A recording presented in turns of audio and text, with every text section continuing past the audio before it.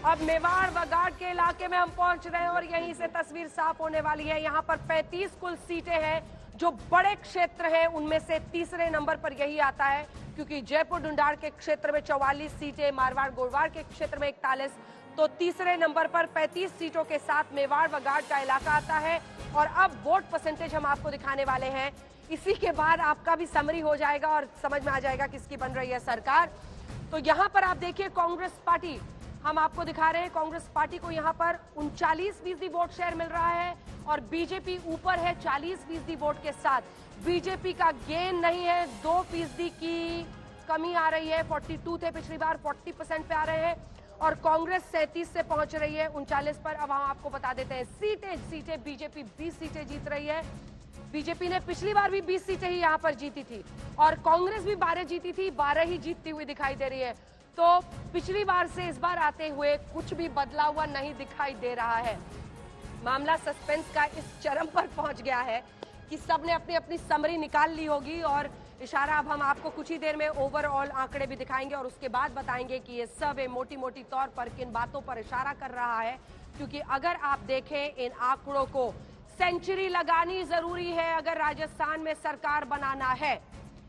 200 सीटें हैं, 101 चाहिए अगर आपको अपनी सरकार बनानी है। तो अब हम आपको बताने वाले हैं कि ओवरऑल आंकड़े राजस्थान में किस तरफ इशारा कर रहे हैं। ओवरऑल आंकड़ा क्या एक टाई की स्थिति बनाता हुआ राजस्थान में दिखाई दे रहा है। तो सबसे पहले वोट शेयर हम आपको दिखा रहे हैं, party wise vote share overall Rajasthan, क्या कमल खिलेगा या अशोक गहलोत बाजी मार ले जाएंगे। सबसे पहले जो आंकड़ा आपके सामने आ रहा है वोट शेयर में, बीजेपी 41, कांग्रेस 42। देखिए 1% का फासला। 41, जेपी नड्डा जी बीजेपी के अध्यक्ष आए हैं, 41% वोट शेयर। आज तक एक्सेस माई इंडिया का ये एग्जिट पोल बता रहा है कि 41% वोट भारतीय जनता पार्टी की तरफ जा रही है, तो कांग्रेस पार्टी की तरफ जाते हुए वोट शेयर है 42%। मल्लिकार्जुन खड़गे जी आएंगे कांग्रेस पार्टी की तरफ से और यहां पर 42% वोट शेयर जाता हुआ दिखाई दे रहा है कांग्रेस पार्टी की तरफ। अब सीटों का मामला आने वाला है। कई बार देखिए मध्य प्रदेश का पिछले बार के नतीजे आप देखिए 0.5% का फासला था वोट शेयर का, लेकिन सीटों पर आते आते वहां पर कमलनाथ जी बाजी मार ले गए थे पिछली बार मध्य प्रदेश में। इस बार क्या होता है दिल थाम कर रखिए, क्योंकि आज तक एक्सेस माई इंडिया का ये एग्जिट पोल, अब सीट का आकलन हम आपके सामने रखने वाले हैं। तो सबसे पहले हम आपको बताएंगे सीटों में कौन आगे बढ़ता हुआ दिखाई दे रहा है, बीजेपी या फिर कांग्रेस पार्टी। तो भारतीय जनता पार्टी को आने वाली सीटों में मामला फंसता हुआ दिखाई दे रहा है।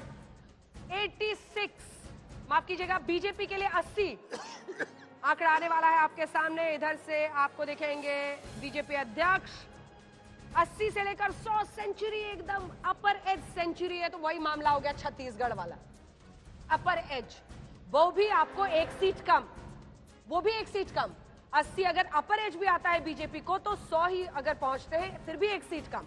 यही कांग्रेस पार्टी 80 से लेकर 46 से 86, 86 से 106 सीटें, यानी यहां पर आप कह सकते हैं कांटे की टक्कर है, लेकिन कांग्रेस को बढ़त है।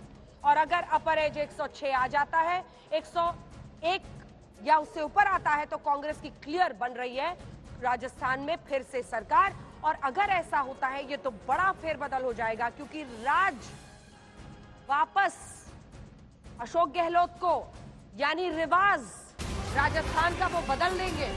जहां पर पिछले 3 दशक से कोई भी सत्ता में वापसी कर ही नहीं पाया है, सत्ता से हमेशा बेदखल कर दिया है राजस्थान की जनता ने। जल्दी से एक रिएक्शन। जनाब, ये जो आपका एग्जिट पोल है, ये मेरे लिए खुद बहुत आश्चर्य की बात है। मुझे ऐसा लगता है कि जो बीजेपी का जो विभाजित सदन था, बीजेपी की जो विभाजित टीम थी, और वसुंधरा को पीछे रखना थोड़ा सा, अगर यही रिजल्ट आने वाले हैं तो भारी पड़ गया।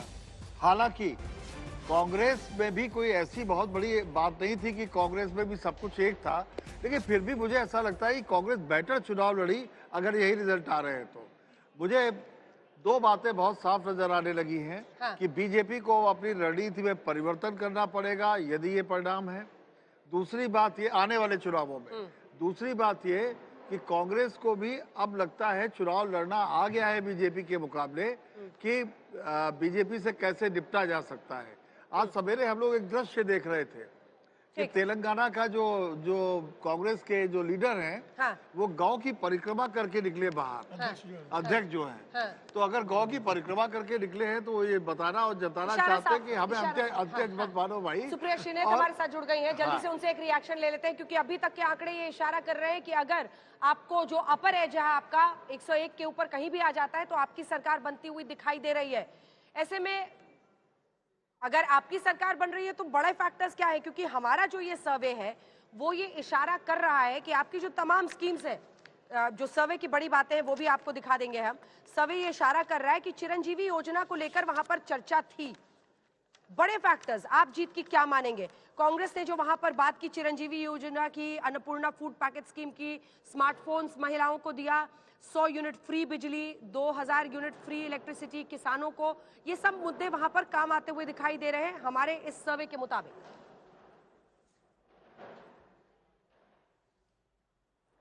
जी हाँ, नमस्कार अंजना जी और आप सभी के पैनलिस्ट को मेरा नमस्कार। मैं बहुत आश्वस्त हूं कि ये नंबर और बढ़ेगा जब फाइनल नंबर आएगा, और जो छत्तीसगढ़ का भी अभी आपने थोड़ी देर पहले दिखाया था वो भी बढ़ेगा। और इसको मैं इसलिए आश्वस्त हूं क्योंकि हमारी दोनों सरकारों ने चुनाव पूरी अपनी स्कीम्स पे लड़ा, जो काम किया उस पर सीना ठोक कर जनता का वोट मांगा, और जनता हमें आशीर्वाद देती हुई दिख रही है और उस जनता का अभिवादन है। लेकिन मैं एक बात यहां पर जरूर कहना चाहती हूं, और तीखी बात कहती हूं जिसके लिए फेमस हूं। यहां पर एक चीज साफ है कि जो काठ की हांडी बार बार भारतीय जनता पार्टी चढ़ाती है, वैमनस्य की, विभाजन की, नफरत की, उस हांडी का वक्त बीत चुका है। अब लोग मुद्दों की बात करना चाहते हैं। अगर आपने काम किया है तो जनता आपको दोबारा से चुनेगी, अगर काम नहीं किया तो जनता निकाल फेंकेगी। अभी आप देखिएगा मध्य प्रदेश के जब आंकड़े आएंगे, हमारी तरफ लोग कैसे मुखरित होंगे और किस तरह से इनकी सरकार को हराएंगे। मेरा अपना मानना है अब मुद्दों की राजनीति होनी चाहिए और होगी, और यही पटल, ये जो टेम्पलेट है, ये लोकसभा के लिए भी प्रभावी होगा, क्योंकि महंगाई, बेरोजगारी, जन कल्याण की बात राजनीतिक पार्टियों को करनी पड़ेगी। चलिए ठीक है, जल्दी से आपको जो बड़ी बातें अपने हमारे इस पूरे सर्वे रिपोर्ट में है सुप्रिया जी, वो बता देती हूँ कि बीजेपी की तरफ से जो 12th पास लड़कियों को स्कूटी देने की स्कीम थी, 400 रुपए में सिलेंडर और 1200 गरीब विद्यार्थियों को देने की बात थी, वो उनकी तरफ से लोगों ने विश्वास किया है। वहीं हम देखें तो चाहे वो शेड्यूल कास्ट है, मेघवाल है, शेड्यूल ट्राइब है, मीना है, मुस्लिम है, वो आपकी तरफ वोट करते हुए दिखाई दे रहे हैं। तो चाहे वो जाट और ओबीसी, खास तौर पर ओबीसी पॉलिटिक्स सुप्रिया जी पिछले दिनों बहुत हुई। कास्ट सेंसस को आपने अपने मैनिफेस्टो में भी डाला, लेकिन हमारा ये सर्वे बता रहा है कि यहाँ पर एक समीकरण बनता हुआ दिख रहा है जिसमें ब्राह्मण, राजपूत यानी अगड़ी जातियां भी और ओबीसी एकजुट होकर बीजेपी के साथ ही खड़े दिखाई दे रहे हैं। जाट गुर्जर बटे हुए हैं, लेकिन वो भी मार्जिनली बीजेपी की तरफ ज्यादा है। क्या कास्ट सेंसस को, अगर ओबीसी अभी भी बीजेपी के साथ टिकता है, कास्ट सेंसस के आपके कार्ड को जनता ने राजस्थान में नकारा है?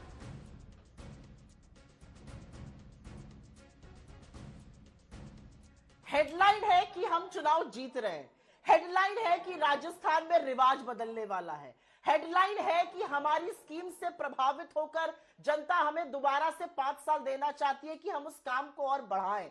तो मैं उसमें ये छौंका लगने ही नहीं दूंगी। मेरा अपना मानना है कि ओबीसी की बात, पिछड़ों की बात हर राजनीतिक दल को करनी पड़ेगी। आने दीजिए लोकसभा चुनाव, और जातिगत जनगणना से बड़ा इस देश में कोई मुद्दा नहीं होगा। अगर नहीं होता तो प्रधानमंत्री जो सारे अपने राजनीतिक काल में अपनी जाति को दोहराते रहे, सारी दुनिया के सामने अपने आप को पिछड़े वर्ग का बताते रहे, वो आज ये नहीं कहते कि जाति है ही नहीं।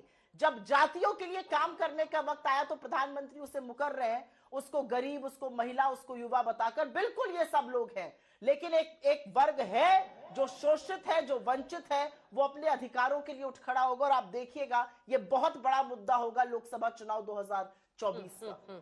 ठीक है, शशि शेखर जी, आपका सवाल था, जल्दी से।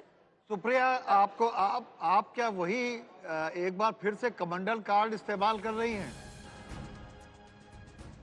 मंडल बनाम कमंडल, मैं क्या इस्तेमाल कर रही हूं?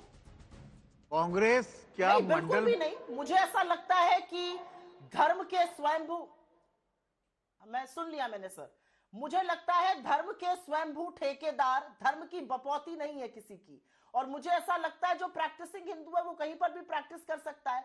मुझे ऐसा लगता है कि ये चुनावों में एक बहुत अच्छी बात इस बार ये हो रही है कि भारतीय जनता पार्टी जब मुद्दों से भटकती है और जब जाकर वैमनस्यता फैलाने की कोशिश करती है तो अब जवाब लोग दे रहे हैं। मैं एक छोटी सी बात कहकर अपनी बात खत्म करूंगी। आप लोगों का डिस्कशन सुन रही थी थोड़ी देर पहले छत्तीसगढ़ पे, वहां पर प्रधानमंत्री 3100 एमएसपी प्रॉमिस करते हैं, वहां पर 500 का सिलेंडर प्रॉमिस करते हैं। अरे मध्य प्रदेश में करके दिखा दिया होता। उत्तर प्रदेश मेरा गृह राज्य है, गेहूं की बुआई चल रही थी, 3100 में खरीदिए। वहां पर 10 राज्यों में सरकार है, एक में 500 की गैस खरीद बेची नहीं जाएगी। 10 राज्यों में सरकार है, एक में एमएसपी का 3100 दिया नहीं जाएगा। एमएसपी का कानून अभी तक बना नहीं है, एमएसपी के खिलाफ कानून बोनस के जरूर बनाया गया।